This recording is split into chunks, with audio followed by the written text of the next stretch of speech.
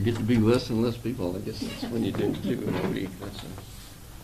Let me get started here. Thank you guys for coming. Hey, good morning, everybody. We'll get started. Thank you for making time to join us. Just want to remind you that we have everybody muted. Hit *6 to unmute when it's time to ask questions, and then if you don't mind, hit *6 again to mute yourself again, so we can minimize background noise. This is I know we talked publicly yesterday to many of you, so this is really just part of our regular weekly briefing, just for any questions that you guys need to have answered. We'll be glad to take as much time as you like. Just a few items that I'll go over real quick, and then we'll take questions. As you know, yesterday Governor Ivey extended the mask mandate through April 9th. Nothing has changed regarding mask until that time. She has indicated that that'll be the last time she is going to extend that mandate. This allows about 5 weeks for schools or businesses or other institutions to work out their plans about what they plan to do with regards to mask. It's still allowed by under Alabama statute for cities, municipalities to have mask mandates in certain situations, as they were doing before there was a statewide mandate issued back in July. So there certainly may be others besides simply businesses or schools that are looking at doing that. Please, we want to remind everyone to continue to follow the same measures we've been talking about for several months now. Vaccines are great, and we'll talk a lot about them, but more effective than vaccines is staying away from other people, staying home or wearing a mask and distancing yourself when you go out.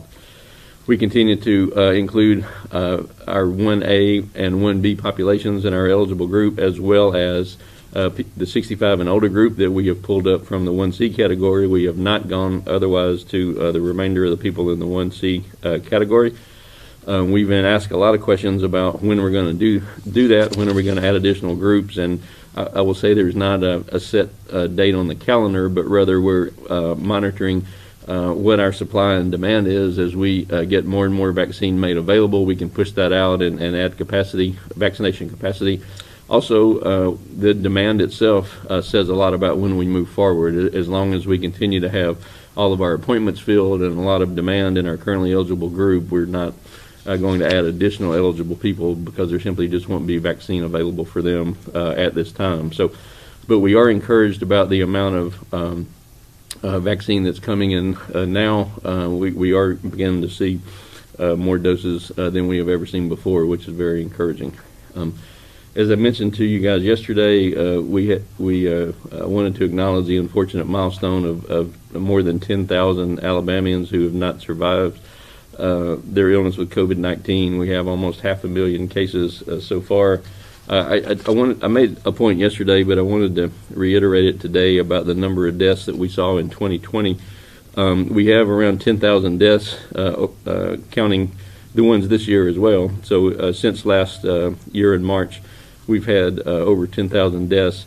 But historically, we had about 11,000 more deaths in the state of Alabama in 2020 than any given year, going back to at least 2015.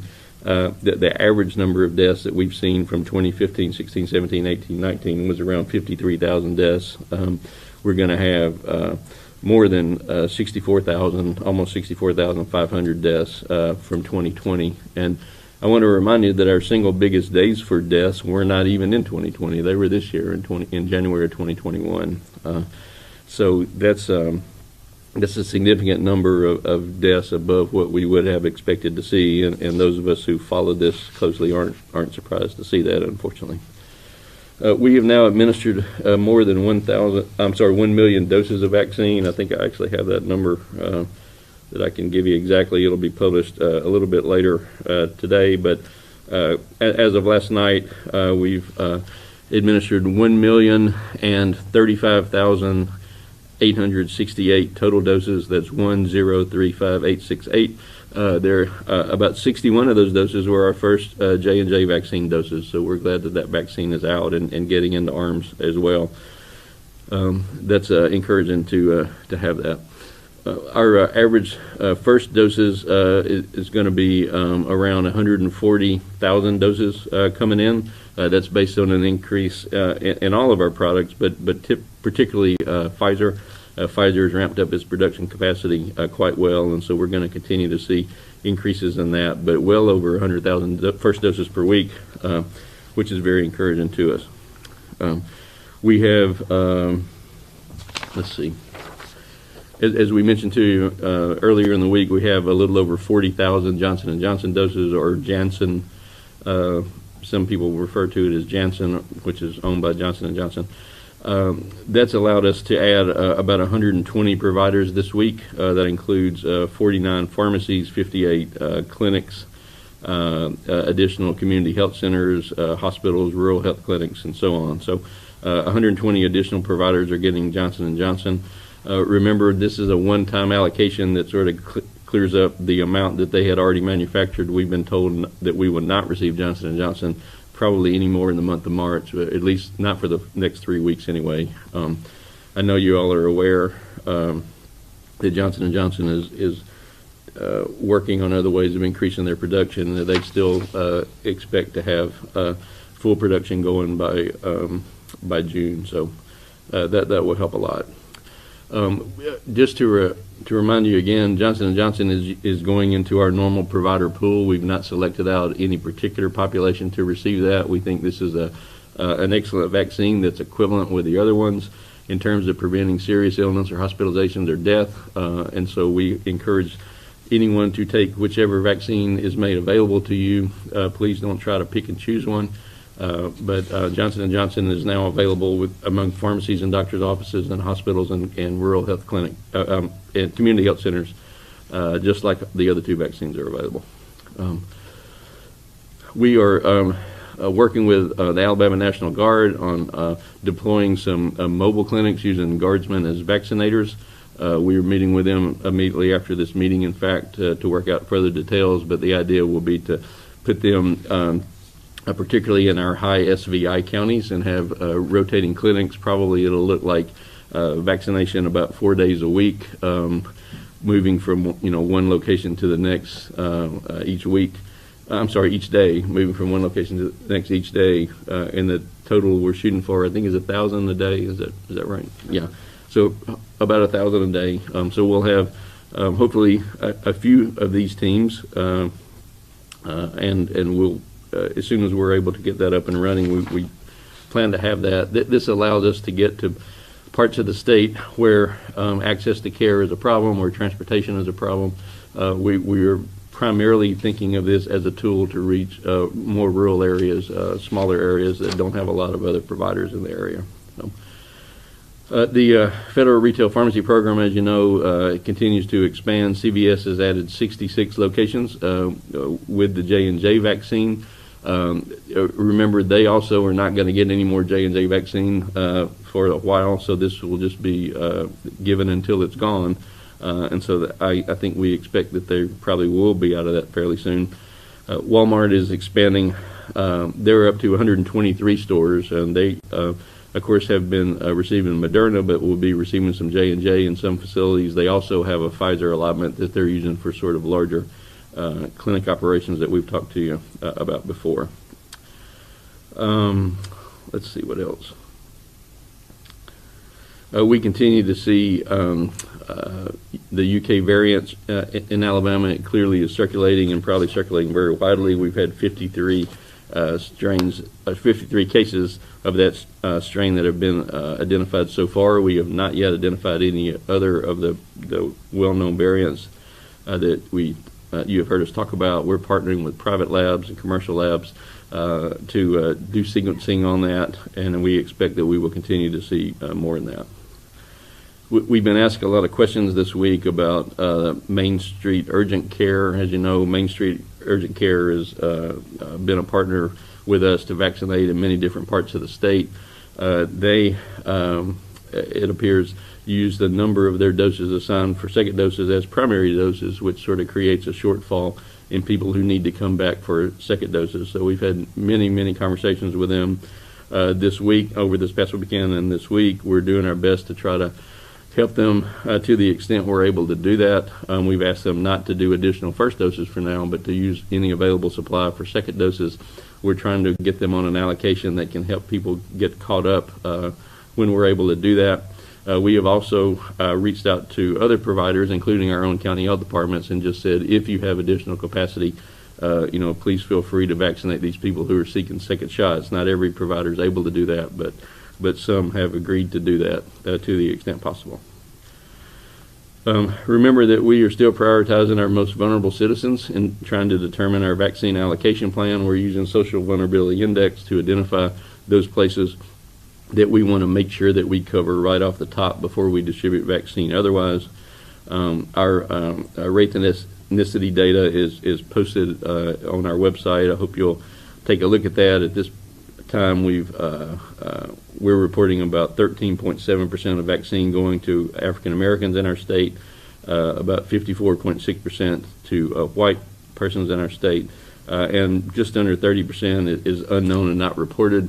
We're looking at other ways of trying to sort of backfill that information. We're comparing it with vital stats records, other information that we have in our health department to see if we can link some of these cases that we did not collect race and ethnicity data on. And if we can identify them, we will be able to add race or ethnicity for some of those cases, we hope, so we can whittle down that amount that's unknown.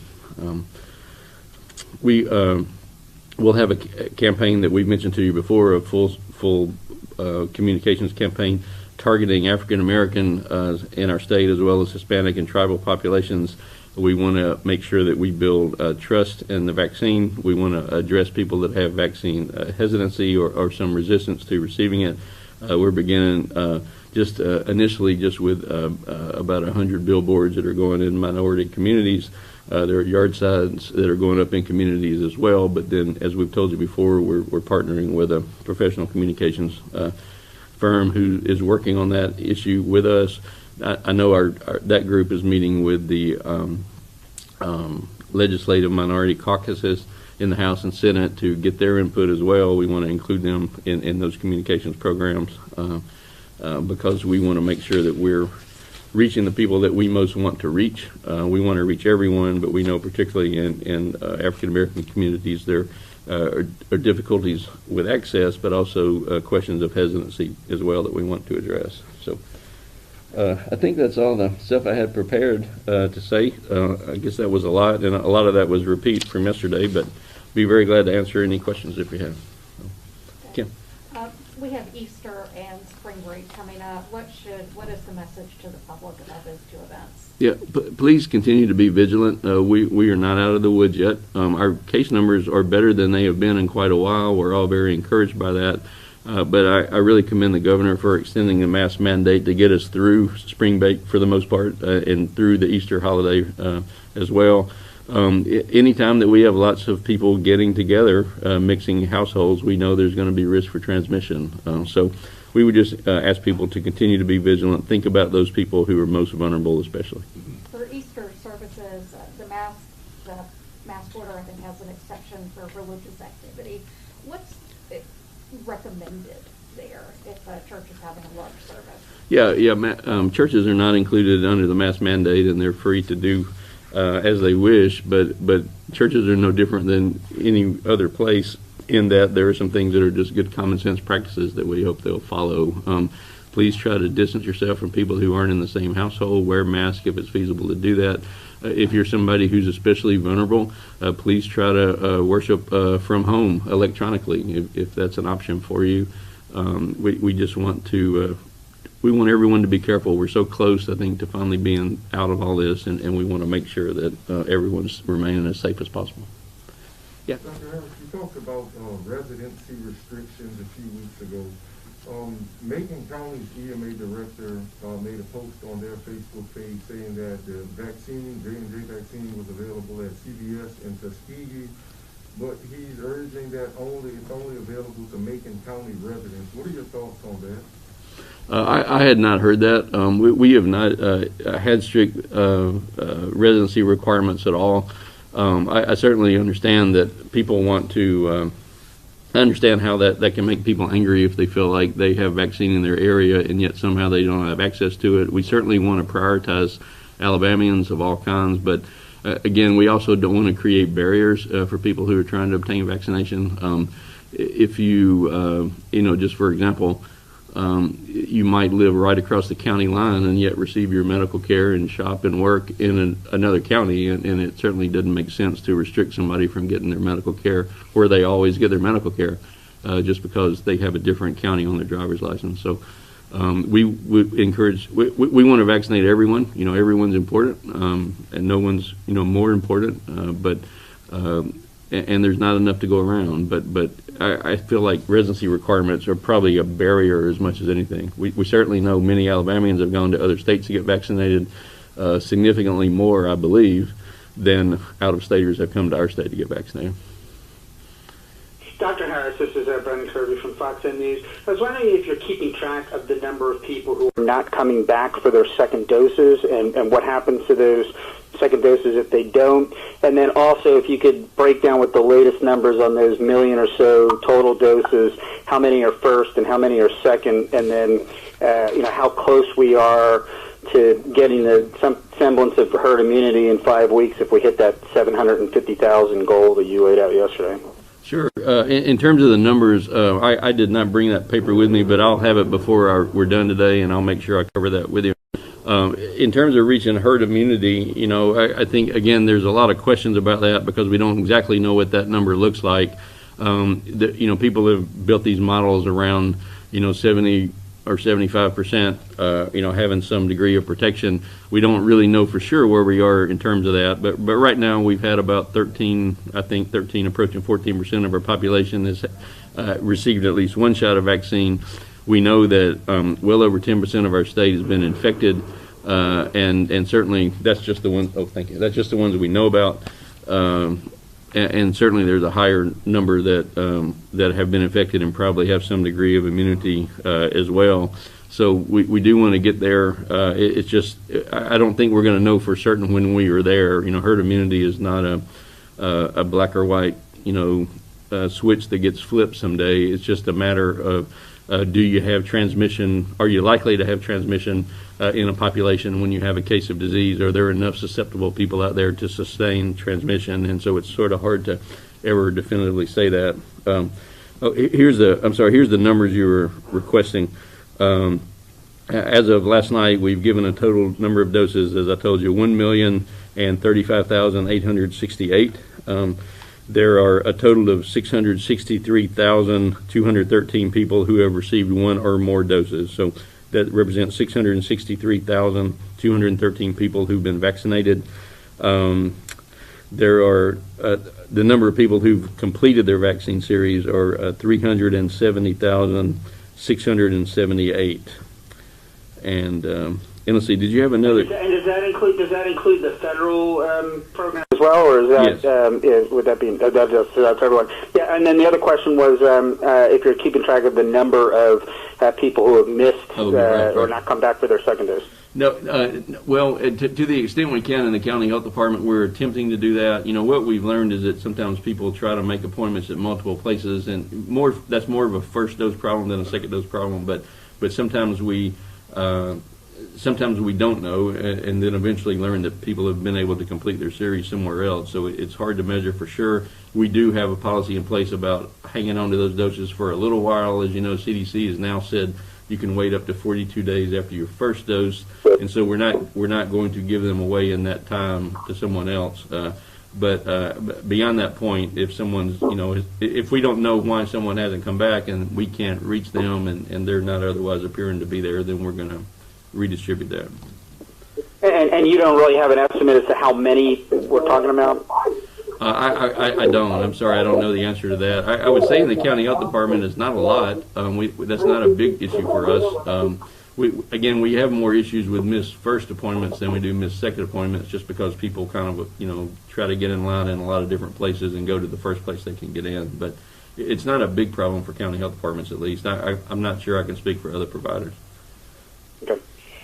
Dr. Harris, this is Alan Collins, Fox 6. We talked to health leaders up here. They are telling us they believe that Governor Ivey painted herself in a box by saying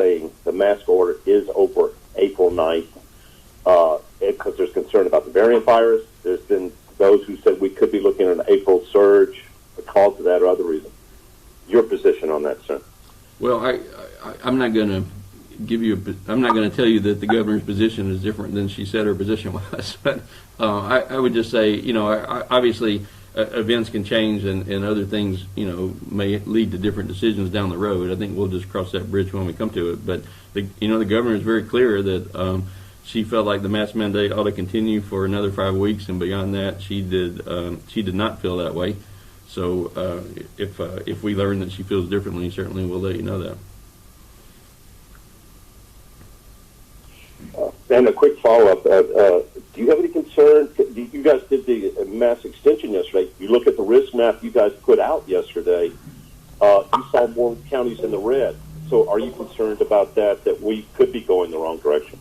Yeah, I think we always pay attention to that. I think we had, I believe, 6 counties that were high-risk counties. I believe that number's right, that we published as of yesterday. And we don't want people to be complacent. This is not over. We're not out of the woods. I think that's why the governor wanted to continue the mask mandate. I think that's why we continue to urge people to stay home or to wear masks and socially distance if you can't do that. We're continuing to monitor the situation with variants and trying to see what our spread looks like. We're concerned, Alan. We know that we're not done with this yet. The mask mandate obviously ends April 9th, and I've seen some people on social media, yay, no more masks after April 9th. Even though the mandate's going away, what is your recommendation as state health officer about mask wearing? Yeah, I would echo exactly what Governor Ivey said. She said it's time for people to take responsibility and do the right thing. She has spoken frequently that she believes people ought to wear masks until we're done with this. I also believe the same thing. People need to wear masks when you're out in public and can't socially distance, or when you're mixing with other households. The mandate itself is going away on April 9th, but that doesn't change the medical advice, which is do what you need to do to be safe. Dr. Harris, this is Gwen Hightower with Fox 6 in Birmingham. I'm just curious, do you know if Alabama providers who are receiving the Pfizer vaccine are receiving a special syringe so they're able to get the 6th dose out of the vial? I'm trying to get an answer on that. Just one second. Can you? I'm going to ask Jamie Durham to give us an answer on that. So it's part of it. Yep.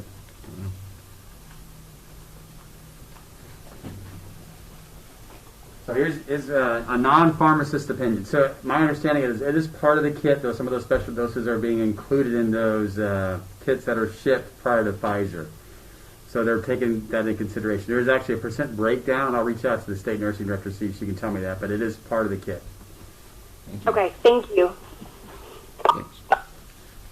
Dr. Harris, this is Melissa Brown with the Montgomery Advertiser. I know that y'all are having the meeting with the National Guard after this, but is there any other details you could share on those mobile units? Would that be multiple units in different places per day, or one unit moving every day?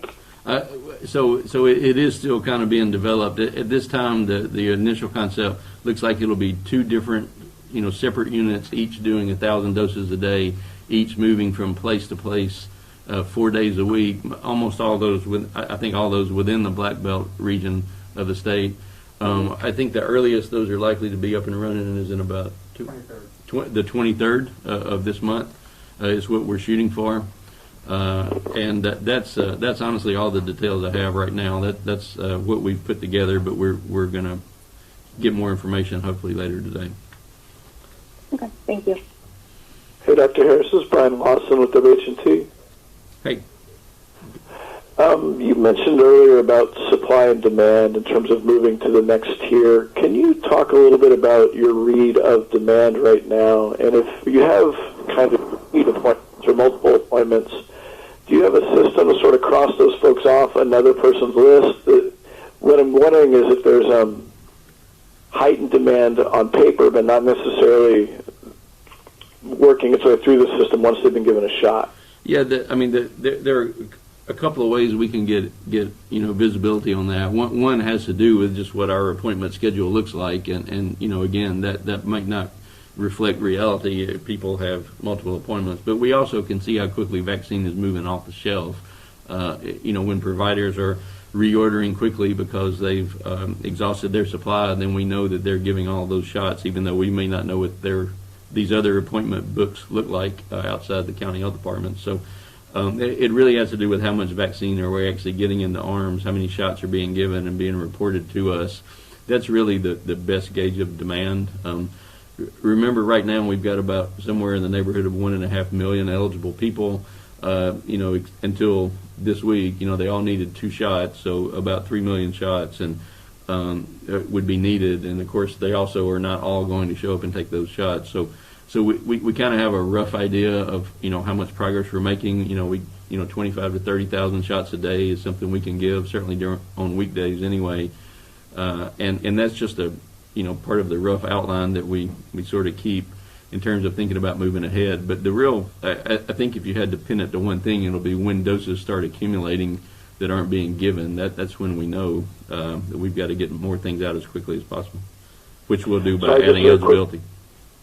Just to follow up on that, I'm assuming you're seeing just sort of endless demand, but I don't know that. I don't know if you actually said that. Can you speak to what kind of demand you are seeing, how committed people are to getting the shots?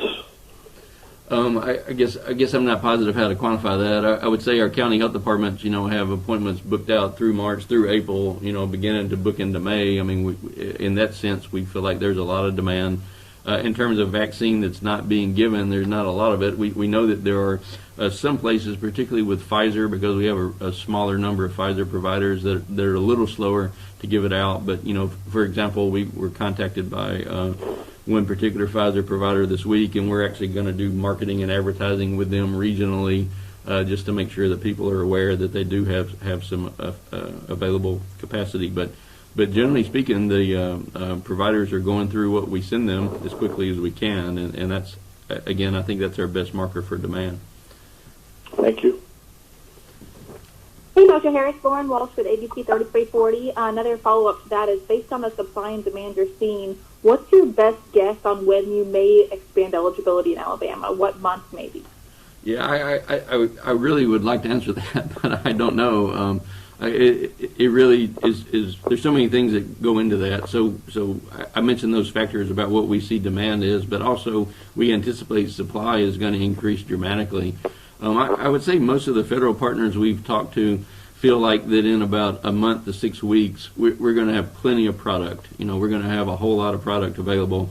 We're going to be worried about hesitancy issues, more acutely. We're obviously concerned about them and planning for them now, but I think those are going to be really acute problems for us in about 4 to 6 weeks. So it's certainly likely that we could expand before this current health order is up, but I really just can't commit to that till we see how things go. And another question while I have you, Dr. Harris, is the president's announcement about prioritizing teachers. What's being done in Alabama to help prioritize educators and teachers? Well, teachers are already eligible in Alabama. Not every state has had made teachers a part of their eligible population. We moved to make educators one of our eligible groups back in February. So we continue to do that. They are currently eligible. We worked with a number of communities to help pool the resources of their various providers in the community to do things particularly for teachers. We have not taken a specific allocation and said only teachers can take this and no one else. But we have worked with a number of provider groups as well as municipalities and counties to make sure that they have the resources they need to get to cover their educators.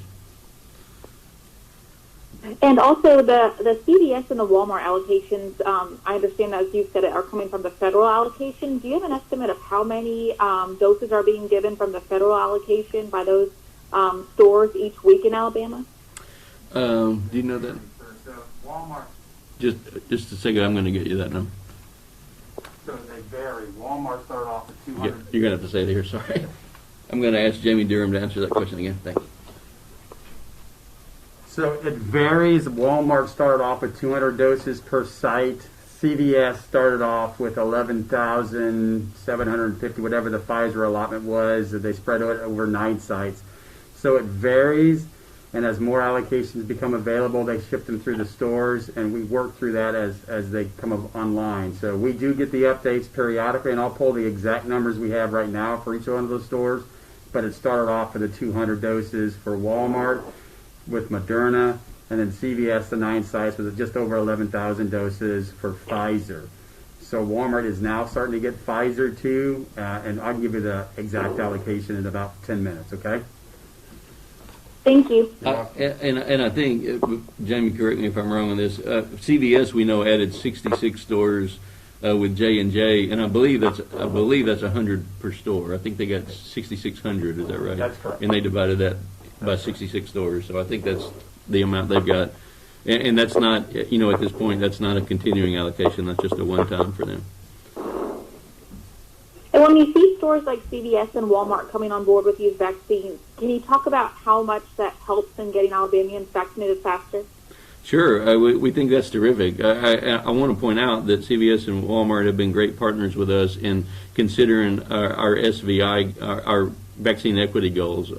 The initial lot of Walmart stores who came online, we really didn't have any input on that process where those went. But since that time, Walmart has worked very well with us, as has CVS, to understand what our needs are in terms of vaccine equity and adding providers in places that need providers. And they've done a great job of cooperating and doing that. And so we've been able to put vaccine in a lot of locations where we really had, very few other providers to do it. Dr. Harris, this is Morgan with Fox 6. I just want to ask you about the chances of having a federally run mass vaccination in Alabama. We're seeing there was one announced in Georgia. There's been a couple in Florida, Pennsylvania, California. Are you actively working with the federal government to get here? Yes, we've had a number of calls with them. These are FEMA run. We work very closely with our partners at State EMA and are working through the details of trying to do that. We hope we can say more about that soon. We do not have anything officially planned at this point, but that's obviously an additional federal resource we would love to have access to.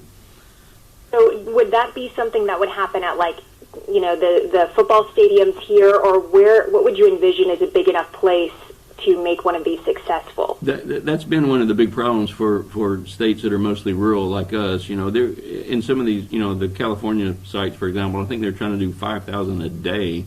There just aren't a lot of locations in Alabama that are going to support 5,000 per day. So you can see that's a fairly short list, but yeah, it would have to be a venue that could handle huge numbers of people and also be, you think, pretty proximate to large population centers. Just my last thing about that, do you think that Alabama and other more rural states are at a disadvantage then for opportunities other states are getting to have these mass sites? Well, I don't think I don't think the process is inherently unfair, but sure, we absolutely are, and we have a lot of inequity in our state that's not a new problem and not simply something we just discovered with COVID. For example, we all are trying to address vaccine equity and reach these really difficult to reach populations that have higher proportions of chronic disease. In the South, we have a disproportionate number of people with chronic illnesses that put them at risk for serious illness and death. We have higher than national average numbers of racial minorities who we know are at increased risk. We have increased levels of poverty. We have all those issues, and yet our state, gets a per capita allotment of vaccine. Inequity is not distributed equally all around the country. There's more inequity in some parts of the country than others, and yet, we still get the same per capita allotment. And I'm not saying that that's unfair, but it is going to take us a longer time to address it because we simply have more need than some other parts of the country have.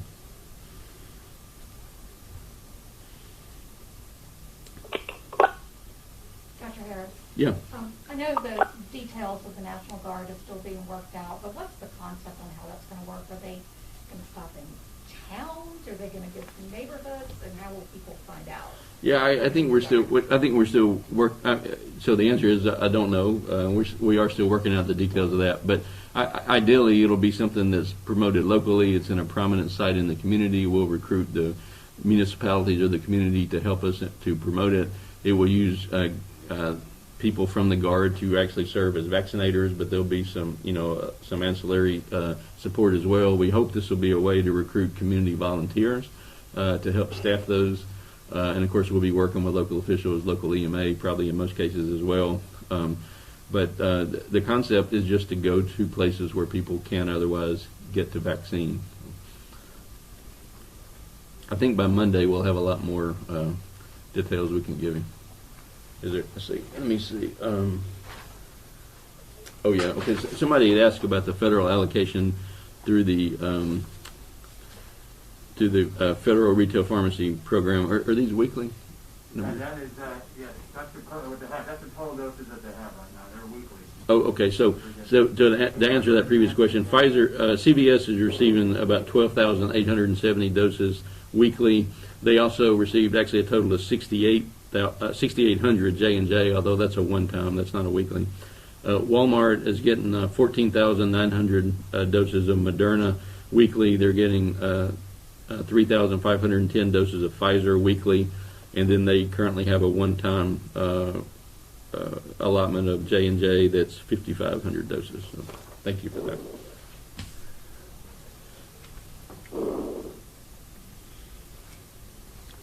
Dr. Harris, this is Sydney Stallworth from Fox 54 WCDX News in Huntsville.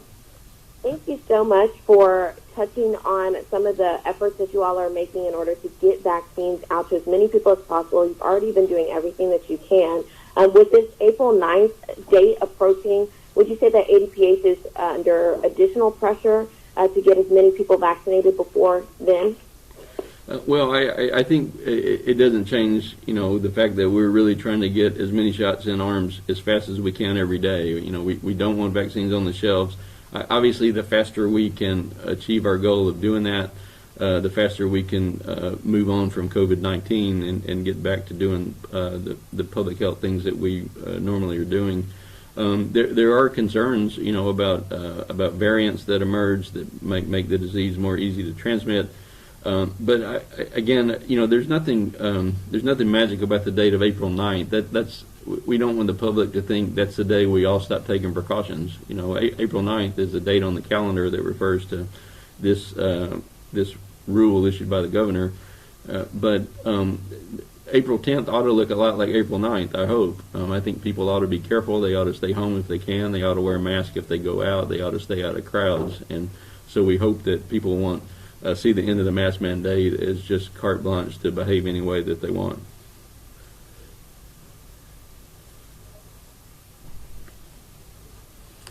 Anybody have anything else? Yeah. One question, this probably isn't answered, but where is COVID going to rank in our causes of death for 2020?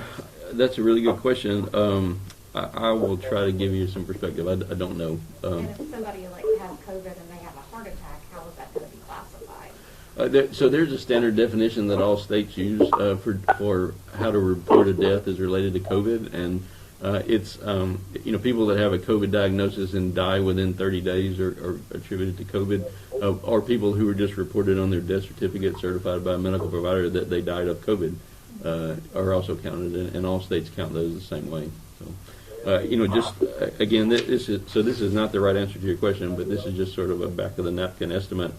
We've had 64,000 deaths in 2020. At least I don't know exactly 7,000 or 8,000 of those were attributed to COVID in 2020. So about 1 in 7, 1 in 8, something like that.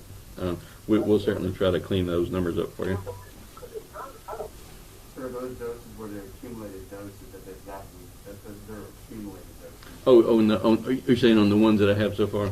Okay. Thank you for. I don't want to misspeak. When I was giving you those numbers earlier about the federal retail pharmacy program, I was not correct. Those are not weekly allotments. I apologize. Those are cumulative doses that they have received since that program started a couple of weeks ago. So I apologize for misstating that.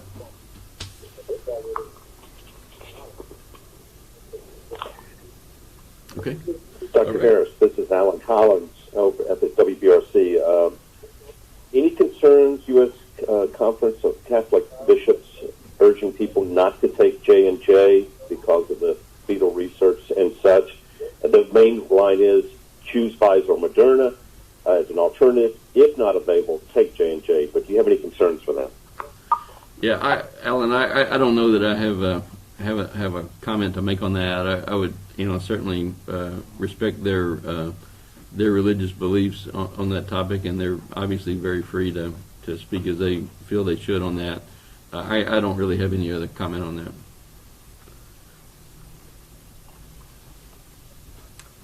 Okay.